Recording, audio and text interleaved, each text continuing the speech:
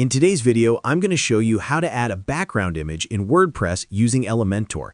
This is a simple way to improve the visual look of your website. First, log into your WordPress dashboard. Once you're in, go to the Pages section and select the page where you want to add a background image. Hover over it and click Edit with Elementor to open the editor. Inside the Elementor editor, locate the section or area where you want to apply the background image. Click on that section to open its settings. Now go to the Style tab in the left panel. Under this tab, look for the Background option. Click on it, then choose Classic as the background type. Next, click on Choose Image. This will open your media library where you can either upload a new image from your computer or select one that's already available. After selecting your image, click Insert Media. The background image will now be applied to your selected section.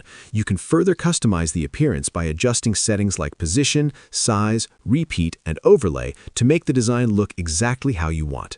Finally, click Update to save your changes. That's it. You've successfully added a background image to your page in WordPress using Elementor, giving your site a more engaging and professional look.